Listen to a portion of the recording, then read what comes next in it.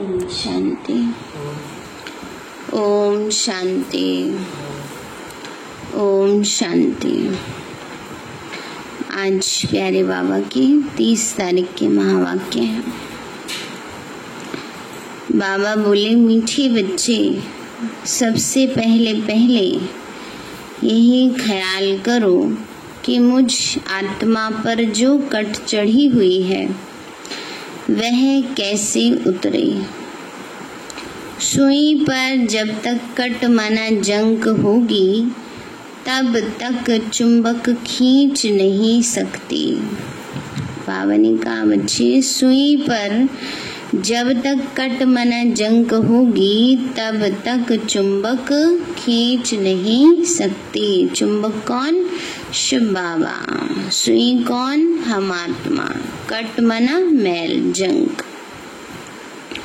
तो बाबा कहते हैं जब तक आत्मा पतित है, पतितपना बहुत ज्यादा है, उतरा नहीं है, खत्म नहीं हुआ है, तब तक बाबा की तरफ बुद्धि स्वतः खींचती नहीं है। इसलिए क्या अभ्यास करना है? अभ्यास के द्वारा अपनी आत्मा पर जो जंग चढ़ी हुई है उसको उतारने का ख्याल करना है। प्रश्न है, पुरुषोत्तम संगम युग पर तुम्हें पुरुषोत्तम बनने के लिए कौन सा पुरुषार्थ करना है? बाबा बोले, कर्मातीत बनने का। कोई भी कर्म संबंधों की तरफ बुद्धि न जाए, अर्थात कर्म बंधन अपनी तरफ न खींचे। सारा कनेक्शन एक बाप से रहे, कोई से भी दिल लगी हुई न हो। ऐसा पुरुषार्थ करो, झुरमुई में अपना टाइम वेस्ट मत करो। याद में रहने का अभ्यास करो। बाबा कहते हैं झुरमुई माना पर चिंतन में अपना समय बर्बाद मत करो, याद में रहने का अभ्यास करो। गीत है, जाग सजनिया जाग, नवयुग आया। ओम शांति। रूहानी बच्चों ने शरीर द्वारा गीत सुना, क्योंकि बाप अभी बच्चों को आत्म अभिमानी बना रहे हैं। तुमको आत्मा का भी ज्ञान मिलता है। इस समय क्या मिला है? आत्मा का ज्ञान मिला है, परंतु सिर्फ ज्ञान नहीं मिला, बाबा हमें उसका अनुभव भी कराते हैं। दुनिया में एक भी मनुष्य नहीं जिसको आत्मा का सही ज्ञान हो, तो फिर परमात्मा का ज्ञान कैसे हो सकता है? यह बाप ही बैठ समझाते हैं। समझाना शरीर के साथ ही है। शरीर बिगड़ तो आत्मा कुछ कर नहीं सकती। आत्मा जानती है हम कहाँ के निवासी हैं, किसके बच्चे हैं। अभी तुम यथार्थ रीति जानते हो, सब एक्टर्स पार्टधारी हैं। भिन्न भिन्न धर्म की आत्माएं कब आती हैं, यह भी तुम्हारी बुद्धि में है। बाप डिटेल नहीं समझाते हैं, मुट्टा मना होलसेल समझाते, मोटी मोटी बातें समझाते हैं। बाबा कहते बहुत ज्यादा विस्तार में जाने की आवश्यकता नहीं, ये तो समझ लिया ना, हम आत्मा है, आत्मा में 84 जन्मों का पार्ट भरा हुआ, आत्मा ही रोल प्ले कर रही है। तो मोटी मोटी बातों में बाबा ने अलग अलग धर्म की भी बातें समझाई हैं। होलसेल अर्थात एक सेकंड में ऐसी समझानी देते हैं जो सतयुग आदि से लेकर अंत तक मालूम पड़ जाता है कि कैसे हमारा पार्ट नूंधा हुआ है। अभी तुम बच्चे जानते हो बाप कौन है, उनका इस ड्रामा के अंदर क्या पार्ट है। यह भी जानते हैं ऊंचे ते ऊंचा बाप है, सर्व का सदगति दाता, दुख हरता सुख करता। शिव जयंती गाई हुई है, जरूर कहेंगे शिव जयंती सबसे ऊंची है। खास भारत में ही जयंती मनाते। जिसकी राजाई में जिस ऊंचे पुरुष की पास्ट की हिस्ट्री अच्छी होती तो उनकी स्टैंप भी बनाते हैं। बाबा कहते हैं जिस महापुरुष की हिस्ट्री अच्छी है, विवेकानंद है, महात्मा गांधी है, स्टैंप बनती है ना इनकी।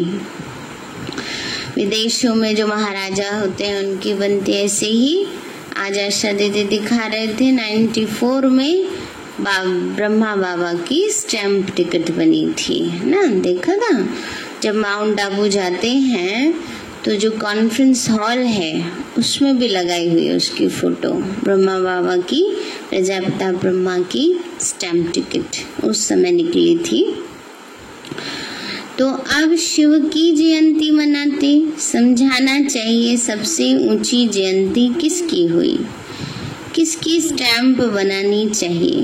कोई साधु संत अथवा सिखों का, मुसलमानों का व अंग्रेजों का। कोई फिलोसोफर अच्छा होगा तो उनकी स्टैंप बनाते रहते, जैसे राणा प्रताप आदि की भी बनाते।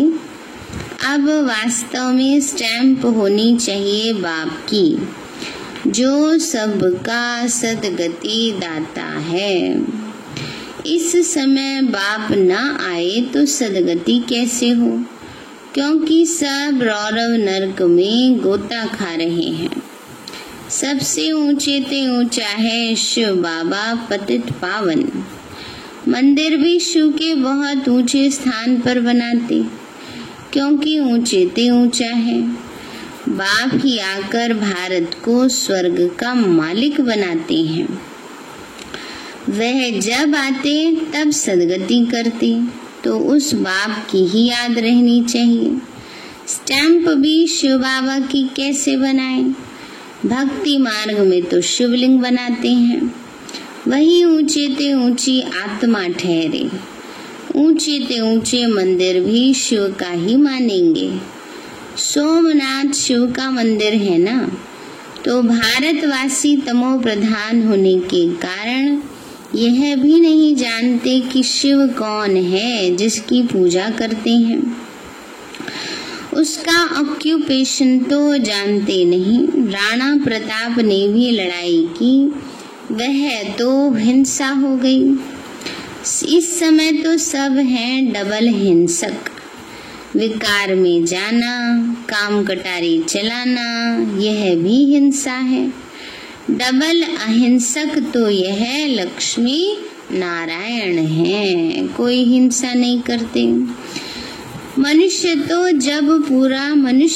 जब पूरा ज्ञान हो तब अर्थ सहित स्टैंप निकले। सतयुग में स्टैंप निकलती ही लक्ष्मी नारायण की है। शिव बाबा का ज्ञान तो वहाँ रहता नहीं, तो जरूर ऊंचे ते ऊंचे लक्ष्मी नारायण की ही स्टैंप लगती होगी। अभी भी भारत का वह स्टैंप होना चाहिए। ऊंचे ते ऊंचा है त्रिमूर्ति शिव, वह तो अविनाशी रहना चाहिए, क्योंकि भारत को अविनाशी राज गद्दी देते हैं। परमपिता परमात्मा ही भारत को स्वर्ग बनाते हैं। बाबा कहते हैं सबसे बड़ी तो शिव बाबा की स्टैंप होनी चाहिए। बाबा ने कहा शिव बाबा ही क्या है, सबको राजगद्दी देते हैं। तुम्हारे में भी बहुत हैं जो ये भूल जाते हैं कि बाबा हमको स्वर्ग का मालिक बनाते हैं। भूल जाते हैं ना ये बात घड़ी घड़ी, देह भान में आ जाते हैं, विश्व का मालिक बन रहे हैं। कम बात है क्या? तो ऐसे तो बना नहीं देगा बाबा बिना पुरुषार्थ के, तो पुरुषार्थ तो करना पड़ेगा ना। बाबा कहते हैं ये भी माया भुला देती है। बाप को न जानने के कारण भारतवासी कितनी भूले करते आए हैं। शिव बाबा क्या करते हैं यह किसी को भी पता नहीं है। शिव जयंती का भी अर्थ नहीं समझते। यह नॉलेज सिवाय बाप के और कोई को नहीं है। अभी तुम बच्चों को बाप समझाते, तुम औरों पर भी रहम करो, अपने ऊपर भी आप ही रहम करो। टीचर पढ़ाते हैं ये भी रहम करते हैं। बाबा कहते हैं बच्चे लौकिक रीति से बच्चों को पढ़ाते टीचर, उनका कितना पद पोजीशन उनको मिलती है, भाग्य बनता है, तो जैसे रहम ही करना हुआ।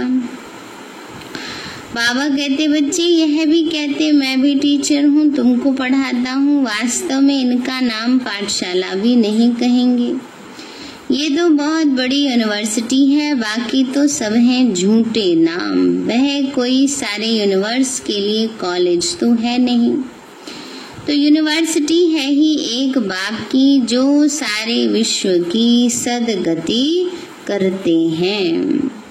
वास्तव में यूनिवर्सिटी यह एक ही है, इनके द्वारा ही सब मुक्ति जीवन मुक्ति में जाती हैं, अर्थात शांति और सुख को प्राप्त करते हैं। यूनिवर्स तो यह हुआ ना, बाबा कहते यूनिवर्स कहते हैं पूरे ब्रह्मांड को, तो बाबा ने कहा परम धाम में तो सब आत्मक रूप में है ना, तो बाबा सब आत्माओं नीचे इस समय ज्ञान देते, तो यूनिवर्स यह हुआ मनुष्य सृष्टि। इसीलिए बाबा कहते हैं डरो मत, यह तो समझाने की बात है। बाबा कहते हैं बच्चे डरो मत, यह तो समझाने की बात है कि बाबा सिर्फ एक को नहीं, दो को नहीं, पर सारे ही विश्व का ब्रह्मांड का कल्याण करते हैं। ऐसे भी होता है इमरजेंसी के टाइम में कोई किसी की सुनते ही नहीं है, प्रजा का प्रजा पर राज्य चलता है, और किसी धर्म में शुरू से राजा ही नहीं चलती, वह तो धर्म स्थापन करने आते हैं, फिर जब लाखों की अंदाज हो तब राजा ही कर सके। यहाँ तो बाप राजा ही स्थापन कर रहे हैं यूनिवर्स के लिए ना। बाबा कहते हैं अभी क्या कर रहे हैं बाबा, राजा ही स्थापन कर रहे हैं पूरे ब्रह्मांड के लिए, यूनिवर्स के लिए। यह भी समझाने की बात है देवी राजधानी इस पुरुषोत्तम संगम युग पर स्थापन कर रहे हैं। बाबा ने समझाया है कृष्ण नारायण राम आदि के काले चित्र भी तुम हाथ में उठाओ फिर समझाओ कृष्ण को श्याम सुंदर क्यों कहते हैं। बाबा कहते हैं कि कृष्ण का राम का काला बनाया ना, साउथ में ज्यादा काले बनाते, यहाँ नीले बना देते हैं ना, फोटो ऐसी नीली बना देते हैं। तो बाबा कहते हैं उसको समझाओ, उस पर समझाओ कि काला या नीला क्यों बनाया, श्याम सुंदर क्यों कहते हैं। सुंदर था फिर श्याम कैसे बनते हैं, तो भारत ही हेवन था, अब हेल है। हेल अर्थात काला, हेवन अर्थात गोरा, तो राम राज्य को दिन और रावण राज्य को रात कहा जाता है। तो तुम समझा सकते हो देवताओं को काला क्यों बनाया। बाप बैठ समझाते हैं तुम हो अभी पुरुषोत्तम संगम युग पर, वह नहीं है, तुम तो यहाँ बैठे हो, यहाँ तुम हो संगम युग पर, पुरुषोत्तम बनने का पुरुषार्थ कर रहे हो। विकारी पतित मनुष्यों से तुम्हारा कोई कनेक्शन ही नहीं है। हाँ, अभी कर्मातीत अवस्था नहीं हुई है, इसीलिए कर्म संबंधों से भी दिल लग जाती है। बाबा कहते हैं बच्चे अब विकारी पतित मनुष्यों से कोई कनेक्शन नहीं है ना, बुद्धि सब तरफ से हटा देनी है। बाकी जिनके साथ रहते हैं उनके साथ तो संबंध निभाने ही पड़ेंगे। इसका मतलब ये थोड़ी बाबा कहते हैं कि सब छोड़ छाड़ दो, नहीं। बाबा ने स्मृति दिलाई है कि बुद्धि से किसी से इच्छा कामना नहीं रखनी है, लगाव झुकाव प्रभाव नहीं हो, नहीं तो फिर वो दुख देता है। इसलिए बाबा कहते हैं पतित मनुष्यों के साथ अब दिल नहीं लगाने हैं, दुनिया में बुद्धि नहीं लगानी। दुनिया का हाल तो देख रहे हैं ना क्या हो रहा है, कितना अच्छे से स्पष्ट बाबा अभी सबको सारे अंतिम सीन का दर्शन करा रहे हैं। बाबा ने कहा था लाशों के ढेर लगेंगे, है ना। जब कोरोना की शुरुआत हुई और देशों में क्या हुआ, लाशों के ढेर लग गए, दफनाने की जगह भी नहीं मिलती थी। तो इसलिए बाबा ने जो कहा वो अभी प्रैक्टिकल में सब देख रहे हैं। दरवाजा बाहर नहीं निकल सकेंगे घर से, है ना। कोरोना ने सबको घर के अंदर बंद कर दिया। इतना तो इमरजेंसी में भी नहीं होता था, कर्फ्यू लगने में भी नहीं होता जितना कोरोना के कारण हुआ। तो बाबा यही कहते बच्चे, कर्मातीत अवस्था नहीं हुई है, इसलिए कर्म संबंधों से भी दिल लग जाती। कर्मातीत बनना उसके लिए चाहिए याद की यात्रा। बाप समझाते हैं तुम आत्मा हो, तुम्हारा परमात्मा बाप के साथ कितना लव होना चाहिए। ओहो बाबा हमको पढ़ाते हैं, वह उमंग कोई में रहता नहीं।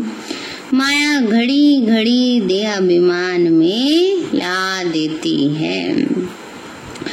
जबकि समझते हो शिव बाबा हम आत्माओं से बात कर रहे हैं, तो वो कशिश, वह खुशी रहनी चाहिए ना। जिस सुई पर जंग जरा भी जंक नहीं होगी, वह चुंबक के आगे तुम रखेंगे तो क्या होता है, खींच लेती है फटाफट, है ना। और अगर उस पर जंग चढ़ी हुई है तो खींचती नहीं है। तो बाबा भी कहते हैं बच्चे, वह चुंबक रखेंगे तो फट से चटक जाएगी, थोड़ी भी कट होगी तो चटकेगी नहीं, माना खींचेगी नहीं, कशिश नहीं होगी। जहां से नहीं होगी फिर उस तरफ से चुंबक खींचेगी, माना जहां से जंक नहीं होगा उस तरफ से चुंबक खींच लेगी, जहां जंक होगी उधर से नहीं खींचेगी। तो बच्चों में कशिश तब होगी जब याद की यात्रा पर होंगे, कट होगी तो खींच नहीं सकेंगे। हर एक समझ सकते हैं हमारी सुई बिल्कुल पवित्र हो जाएगी तो कशिश भी होगी। कशिश नहीं होती क्योंकि कट चढ़ी हुई है, तुम बहुत याद में रहते हो तो विकर्म भस्म होते हैं। अच्छा, फिर अगर कोई पाप करते तो वो 100 गुना दंड हो जाता, कट चढ़ जाती, याद नहीं कर सकते।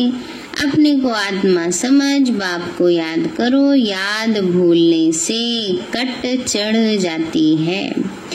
तो वह कशिश लव नहीं रहता, कट उतरी हुई होगी तो लव होगा, खुशी भी रहेगी और चेहरा भी कैसा हो जाएगा, खुशनुमा हो जाएगा, है ना। बाबा कहते हैं बच्चे, जितना मैल उतरती जाएगी चेहरे पर ऐसे नहीं हर टाइम कोई ही करते रहेंगे, पर एक निश्चिंतता आती जाएगी। बाबा का जो कहते हैं निश्चय की फलक दिखाई देगी, चेहरे से पता चलेगा, तो सदा हर्षित मुख अवस्था रहेगी, खुशनुमा रहेगा। चेहरा खुशनुमा रहेगा। तुमको भविष्य में ऐसा बनना है। सर्विस नहीं करते तो पुरानी सड़ी हुई बातें ही याद करते रहते हैं, बाप से बुद्धि योग ही तुड़ा देते। जो कुछ चमक थी वह भी गुम हो जाती है। बाप में जरा भी लव नहीं रहता। लव उनका रहेगा जो अच्छी रीति बाप को याद करते होंगे। बाप को ही उनसे कशिश, बाप को भी उनसे ही कशिश होगी। यह बच्चा सर्विस भी अच्छी करता और योग में भी रहता तो क्या होगा, फिर बाबा को भी तो उनके प्रति प्यार होगा ना। और अगर सेवा भी ना करें, योग में भी ना रहें, ज्ञान भी बुद्धि में ना ठहरे, तो फिर बाबा कहते हैं बच्चे ये तो जैसे सौतेले हो गए। अभी इसमें लिखा नहीं है, बाबा ने इतनी ही बात कही है। बाबा कहते बच्चे, यह बच्चा सर्विस भी अच्छा करता और योग में भी रहता तो बाप का उन पर प्यार रहता। अपने ऊपर ध्यान रखते, हमसे कोई पाप तो नहीं हुआ। अगर याद नहीं करेंगे तो कट कैसे उतरेगी। बाबा कहते चार्ट रखो तो कट उतर जाएगी। तमो प्रधान से सतो प्रधान बनना है तो कट उतरनी चाहिए। उतरती भी है फिर चढ़ती भी है। 100 गुना दंड पड़ जाता है। बाप को याद नहीं करते तो कुछ ना कुछ पाप करते रहते हैं। बाप कहते हैं कट उतरने बिगड़ तुम मेरे पास आ नहीं सकेंगे, है ना। बाबा के पास जाना है तो मैल उतार के जाना है। भेजा था बाबा ने तब भी एकदम स्वच्छ भेजा था। बाबा कह रहे लेके जाऊंगा तो कट उतरी हुई होनी चाहिए, आत्मा पर मैल नहीं होनी चाहिए। वो उतारने के दो तरीके होते हैं, एक तो बाबा की याद से और दूसरा धर्मराज की सजाओं से। अब बाबा कहते हैं निर्णय तुम्हारे हाथ, क्या करना है, कैसे मैल उतारनी आत्मा की। तो बाबा कहते हैं बच्चे, कट उतरने बगैर तुम मेरे पास नहीं आ सकेंगे, नहीं तो फिर सजा खानी पड़ेगी। मुचरा भी मिलता है और पद भी भ्रष्ट हो जाता है। मुचरा मना सजाएं, सजा भी खानी पड़ेगी और पद भी कम मिलेगा। बाकी बाप से वर्षा क्या मिला, ऐसा कर्म नहीं करना चाहिए जो और ही कट चढ़ जाए। पहले तो अपनी कट उतारने का ख्याल करो, ख्याल नहीं करते तो फिर बाप समझेंगे इनकी तकदीर में ही नहीं है। क्वालिफिकेशन चाहिए, विशेषता भी तो चाहिए ना, वो एबिलिटी भी तो चाहिए, योग्यता भी तो चाहिए ना, अच्छे कैरेक्टर्स चाहिए, है ना। बाबा कहते हैं मैल उतरने वालों के कैरेक्टर देखता है बाबा, अच्छे कैरेक्टर चाहिए। लक्ष्मी नारायण के कैरेक्टर तो गाए हुए हैं, इस समय के मनुष्यों के आगे अपना कैरेक्टर वर्णन करते हैं। शिव बाबा को जानते ही नहीं, सदगति करने वाला तो वही है। सन्यासियों के पास जाते परंतु सर्व का सदगति दाता है ही एक।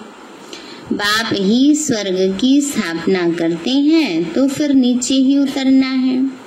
बाप के सिवाय कोई पावन बना न सके। मनुष्य खड्डे के अंदर जाकर बैठते हैं, इससे तो गंगा में जाकर बैठे तो साफ तो हो जाए। खड्डे में जाके तपस्या करते हैं, खड्डा खोद के कोई हमें डिस्टर्ब ना करे ना, खड्डा खोद के उसके अंदर बैठ जाते हैं, धूल मिट्टी सब पड़ती रहती है। बाबा कहते हैं और ये शरीर भी गंदा होता रहता है, इससे अच्छा तो गंगा में जाके बैठे तो साफ तो होते जाएगा, शरीर तो साफ हो ही जाएगा। चलो आत्मा नहीं, आत्मा तो पुरुषार्थ से होती है। तो क्योंकि पतित पावनी कहते हैं ना, मनुष्य शांति चाहते हैं तो वो जब घर जाएंगे तब पाठ पूरा होगा।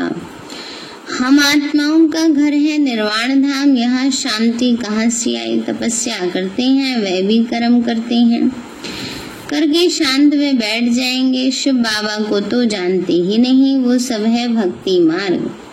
पुरुषोत्तम संगम युग एक ही है जबकि बाप आते हैं। आत्मा स्वच्छ बन मुक्ति जीवन मुक्ति में चली जाती है। जो मेहनत करेंगे वो राज्य करेंगे, बाकी जो मेहनत ही नहीं करेंगे वो तो सजाएं खाएंगे। शुरू में साक्षात्कार कराया था सजाओं का, बाबा ने शुरू में साक्षात्कार कराया था, अभी भी बाबा कराते रहते हैं ना। कई आत्माओं को अनुभव होता रहता है, और जो कोमा में पड़े हैं वो आत्मा सजाएं ही तो भोग रही है ना अंदर, क्या पता उनकी स्थिति कैसी है, वो एक सजा की तरह ही होती है। बाबा कहते हैं शुरू में साक्षात्कार कराया था सजाओं का, तो फिर पिछाड़ी में भी साक्षात्कार होगा। देखेंगे हम श्रीमत पर ना चले तब यह हाल हुआ। बच्चों को कल्याणकारी बनना है, बाप और रचना का परिचय देना है। जैसे सुई को मिट्टी का तेल डालने से कट उतर जाती है, वैसे ही बाप की याद में रहने से भी कट उतरती है। नहीं तो वह कशिश वह लव बाप में नहीं रहता, लव सारा चला जाता है मित्र संबंधियों में। बाबा कहते हैं मैल चढ़ी हुई है तो फिर मैल वाले ही खींचते हैं ना अपनी तरफ। आज जैसे जैसे मैल उतरती जाएगी तो बाबा की तरफ बुद्धि खींचेगी। मित्र संबंधियों के पास जाकर रहते हैं, कहाँ वह जंक खाया हुआ संग और कहाँ यह संग। बाबा कहते हैं कहाँ तो दुनियावी संग और कहाँ बाबा का संग। जंक खाई हुई चीज के संग में उनको भी कट चढ़ जाएगी। कट उतारने के लिए ही तो बाप आते हैं, याद से ही पावन बनेंगे। आधा कल्प से बड़ी जोर से कट चढ़ी हुई है। अब बाबा चुंबक कहते हैं मुझे याद करो। बुद्धि का योग जितना मेरे साथ होगा उतनी कट उतरेगी। नई दुनिया तो बननी ही है। सतयुग में पहले बहुत छोटा झाड़ होता है। देवी देवताओं का फिर वृद्धि को पाते हैं। यहाँ से ही तुम्हारे पास आकर पुरुषार्थ करते रहते हैं। ऊपर से कोई नहीं आते, जैसे और धर्म वालों के ऊपर से आते हैं। यहाँ तुम्हारी राजधानी तैयार हो रही है। सारा मदार है पढ़ाई पर। बाबा कहते अभी क्या हो रहा है? राजधानी बन रही है। पद कैसे मिलेगा? पढ़ाई के आधार से मिलेगा। बाबा कहते बच्चे अभी राजधानी तैयार हो रही है, पद मिलता है पढ़ाई के आधार से। बाप की श्रीमत पर चलने पर बुद्धि योग बाहर जाता रहता है तो भी कट लगी हुई है। बाबा कहते बाबा के पास बैठे योग में और बुद्धि बार बार बाहर भाग रही है। अच्छा फलाना काम करिए, फलाना काम कर ले, फिर योग में बैठेंगे। ये क्या है? ये भी कट चढ़ी हुई है, इसका प्रतीक है। बाबा कहते हैं यहाँ आते हैं तो सब हिसाब किताब चुकतू कर जीते जी सब कुछ खत्म करके आते हैं। सन्यासी भी सन्यास करते हैं तो कितने समय तक सब याद आता रहता है। तुम बच्चे जानते हो अभी हमको सदका संग मिलता है। हम अपने बाप की ही याद में रहते हैं। मित्र संबंधी आदि को जानते तो है ना। गृहस्थ व्यवहार में रहते कर्म करते बाप को याद करते हैं। पवित्र बनना है, औरों को भी सिखाना है। फिर तकदीर में होगा तो चल पड़ेंगे। ब्राह्मण कुल का ही नहीं होगा तो देवता कुल में कैसे आएंगे? ब्राह्मण ही नहीं बनेंगे, ज्ञान ही नहीं पहले सुनेंगे, बुद्धि में धारण करेंगे तो देवी देवता कैसे बनेंगे? बहुत सहज पॉइंट्स दी जाती हैं जो झट किसी की बुद्धि में बैठ जाए।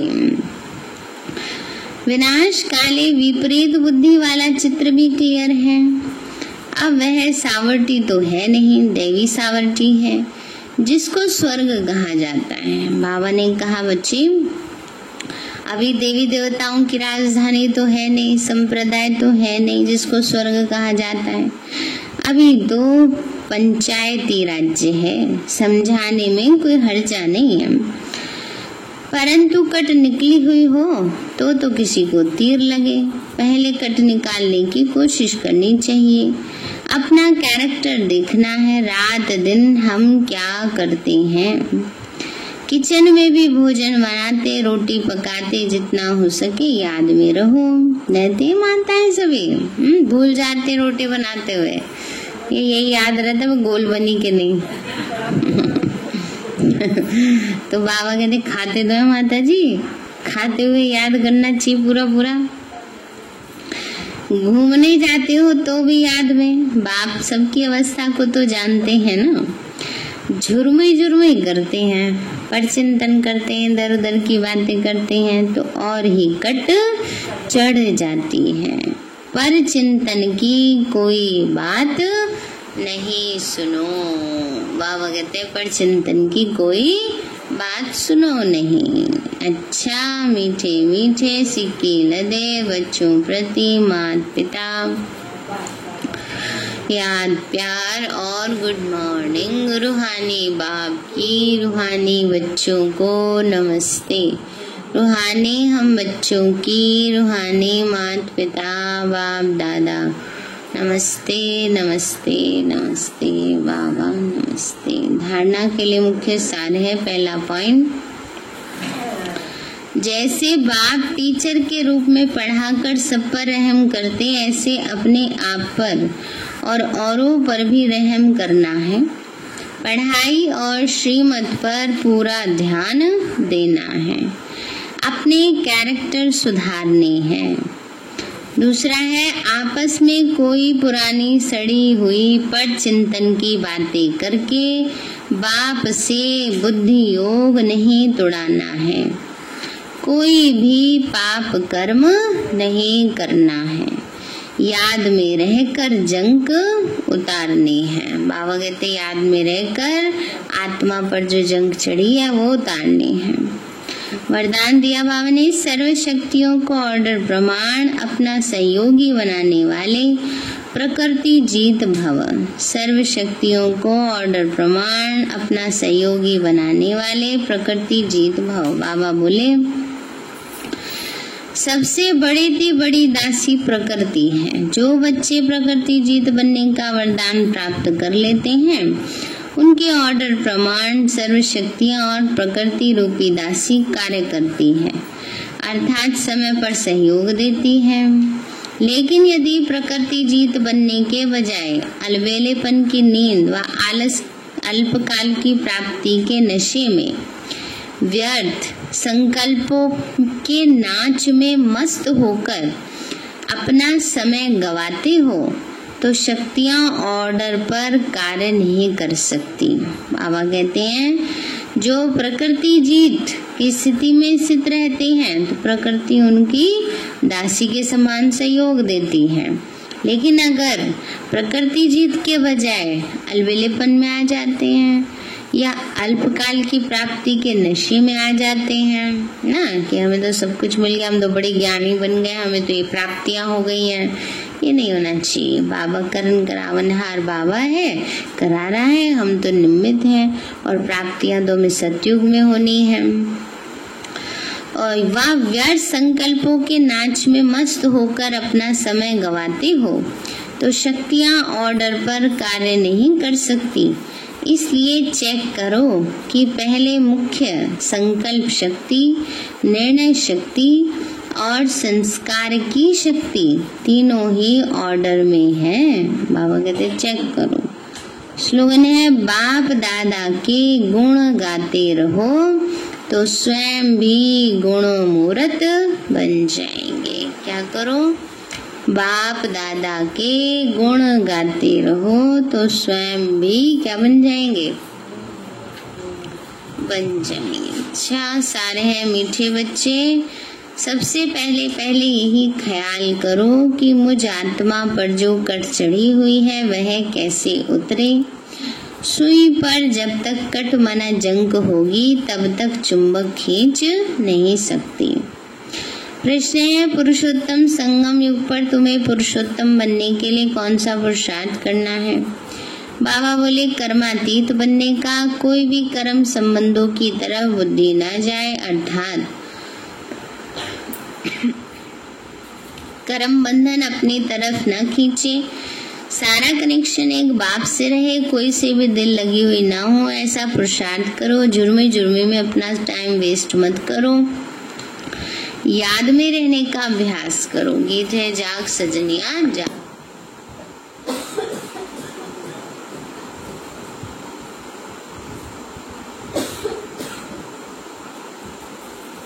मीठे बाबा, आपने हमें सब कुछ दिया, आपका पदम गुणाबार शुक्रिया। प्यारे बाबा, आप हमें ज्ञान, गुण, शक्तियों, वरदानों और सद्बुद्धि से